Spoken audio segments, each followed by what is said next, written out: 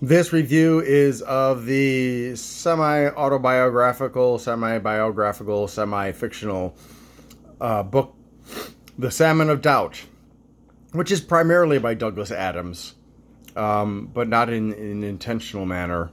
It's subtitled Hitchhiking the Galaxy One Last Time. And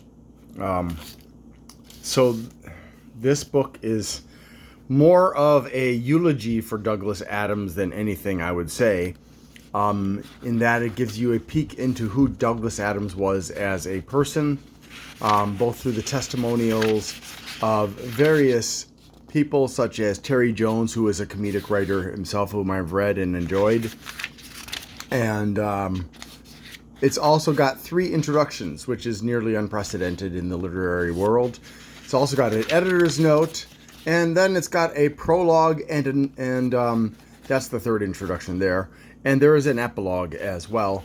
But this is a combination of, well, this is written by somebody else. But again, it talks from other people's perspectives about how wonderful Douglas was and how intelligent and funny and how much he struggled to overcome his procrastination in order to be able to write. Apparently, he dealt with a lot of fear when it came to writing books, and that propelled him onto the path of potentially king of procrastination, but I'm not really sure. There are, of course, no books in this. No pictures in this book. Sorry about that. And but it is rather witty, albeit within the context of what is presented, which is to a large degree from speeches he gave at different venues, and also from letters he wrote to magazines and newspapers and stuff like that.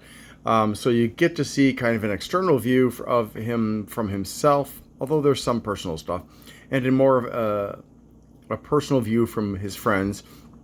And then you get to be able to read a portion of a Dirk Gently book and a portion of a Zaphod Beeblebrox book. And it's interesting. And I have to tell you, when I was reading this, I was doing something with my sister, and boy, oh boy, I was just really in the Douglas Adams mode, and so I kept on texting her, very much in the type of humor that Douglas Adams perhaps would have used if he was texting his sister. And it was a lot of fun, and I apologized at the end for vexing my sister, but it was a lot of fun anyways. I will not say that this is a great novel like his other books in the Hitchhiker series. It's okay. It's nice to learn about him as a person and how committed he was to things like animals and nature.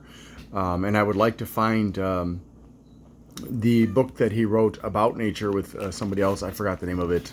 It's mentioned in here. And that's my cat back home. We've just returned from our vacation. But yeah, as far as it being a work of art or a literary masterpiece or anything like that, it's definitely not that.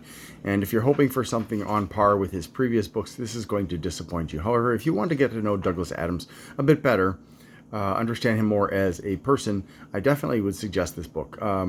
Overall, I'll give it a 6.5. Thanks for watching, and hope you have a great day.